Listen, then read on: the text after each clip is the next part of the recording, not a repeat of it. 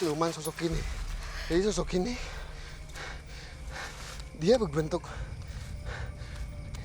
badannya, tubuhnya itu sangat-sangat aneh Fas ya. Jadi tangan itu ada di mana-mana. Yeah. Ada 5 posisi tangan di sebelah sini. Dan muka itu wanita. Kakinya kayak model ikan Fas ya. Oh, seperti sirip. Ya, yang model ikan. Makhluk itu tuh sudah saya lihat Fas ya. Tiba-tiba ada dia sempat mendatangi kita. Habis itu coba saya halangi. Pada saat visi menjelaskan lagi, saya lengah dan kaki saya itu kayak diambil untuk masuk ikut dia ke dalam sini Fas ya. Berarti dia dari tempat lumpur bawah tadi, Iya. kan kaki kanan Anda tuh tadi masuk ke bawah gitu. Iya. Nah, tempatnya itu di situ Fas ya. Di pohon besar ini kan Pohon Anda? itu. Akar-akar pohon yang... Ya. Di sisi lain adalah ini dekat pemakaman. Pemakaman umum. Ya, pemakaman umum dia makhluk Allah. Dan di ujung sana Fas ya. Ya. Di ujung sana itu ada sosok kayak siluman juga. Tapi dia bukan monyet. Bukan sejenis yang biasa kita temuin juga. Tapi dia tinggi, gede, dan ada sayapnya Fas ya. Di ujung sana.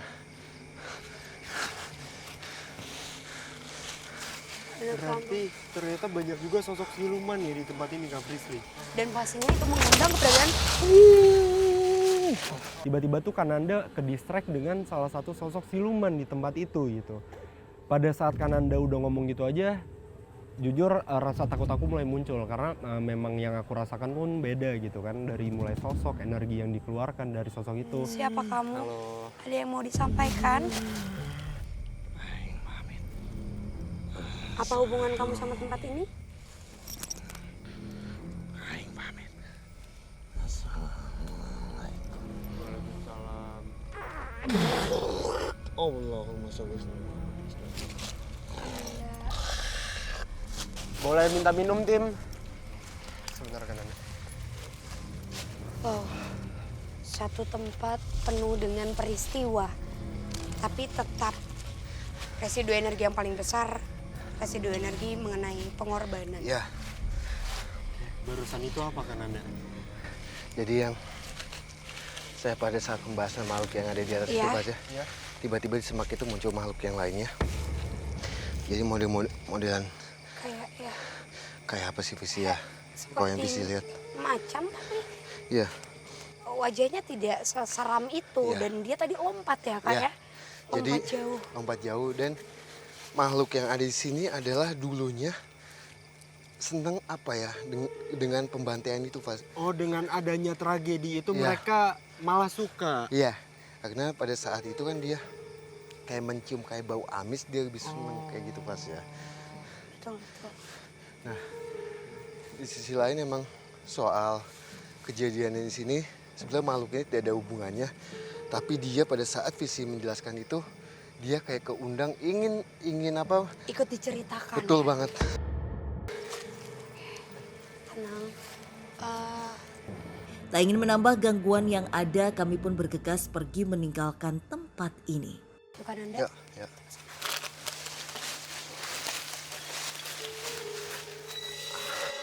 Kayak mungkin aku juga ada sedikit pesan untuk pemirsa semua yang sedang menonton acara ini, bahwasanya kita boleh berkarya, kita boleh hidup dengan bebas, kita Ya. boleh hidup dengan damai pada saat ini.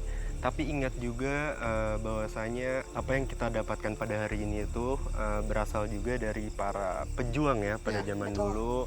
Mau itu yang tercatat ataupun tidak tercatat, kita tetap harus memberikan apresiasi, memberikan penghormatan untuk para pejuang yang memerdekakan Indonesia ya, Kananda, Kak Siap. Frisly.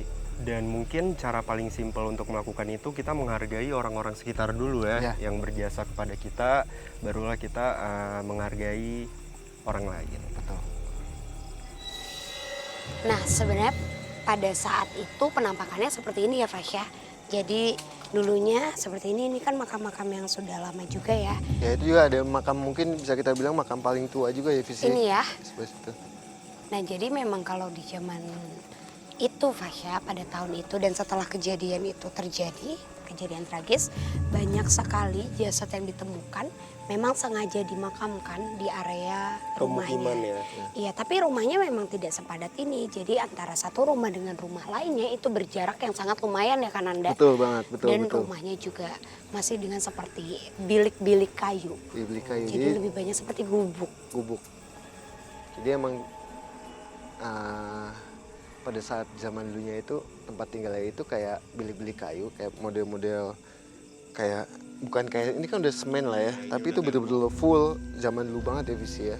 Jadi kayak buka pintu kita langsung los sama tempat untuk mereka istirahat. Jadi sudah tidak ada, sangat dikit tempat atau ruang untuk bersembunyi.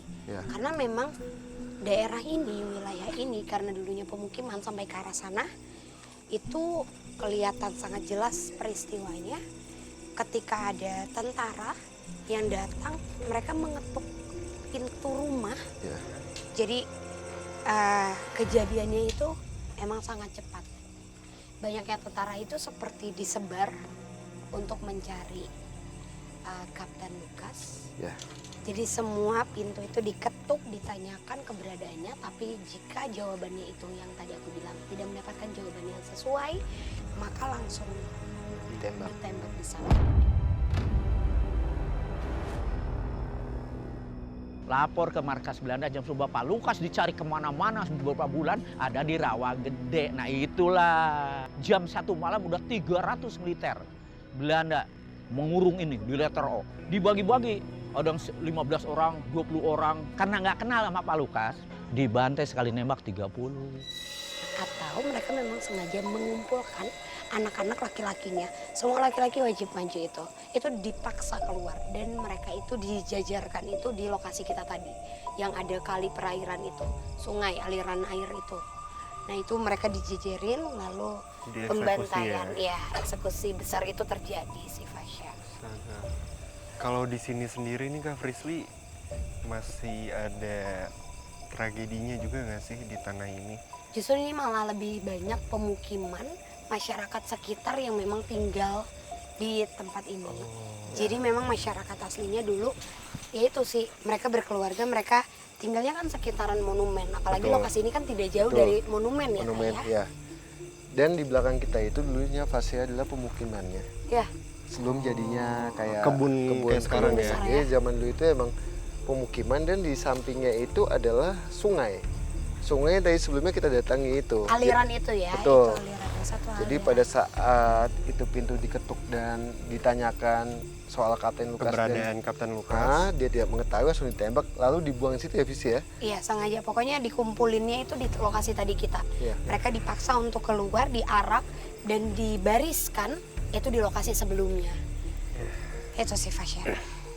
Oke, Kak Frisly, Kananda, sepertinya memang sudah cukup penelusuran kita pada malam hari ini, karena aku juga sudah mendapatkan banyak sekali ilmu dari penelusuran malam ini, bahwasanya banyak sebenarnya jatuh korban ya, bukan bahkan tuh warga sipil yang menjadi korban juga, orang yang tidak tahu menahu juga menjadi korban. Dan itu dari penjelasan soal tragedinya sih itu sangat amat memilukan sih untuk aku pribadi. Terus mendengar ceritanya juga yang sangat sedih, bagaimana mereka merasa takut pada saat itu, bahkan beberapa pun ada yang bangga, maksudnya bisa dikenang dengan cara yang seperti itu.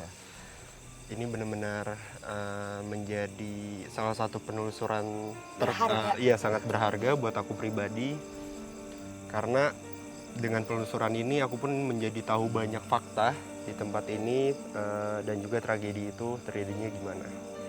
Oke, sebelum aku menutup acara ini, mungkin aku mau ngajak teman-teman semua, Kananda, Kak Frisly, semua tim juga untuk mengheningkan cipta terlebih dahulu, untuk memberikan apresiasi kepada para korban dan bisa kita sebut pejuang yang gugur di wilayah sini, dan juga mengorbankan dirinya untuk kemerdekaan negara kita, untuk kedamaian yang sekarang kita rasakan. Betul. Kayak mengheningkan cipta, dimulai. Tuntas sudah penelusuran kami malam ini yang mana mengajarkan kami untuk lebih menghargai jasa para pahlawan yang telah mengorbankan tenaga, harta bahkan nyawa demi kemerdekaan yang kita nikmati sampai detik ini. Dan tetap terus mempertahankan kemerdekaan yang ada.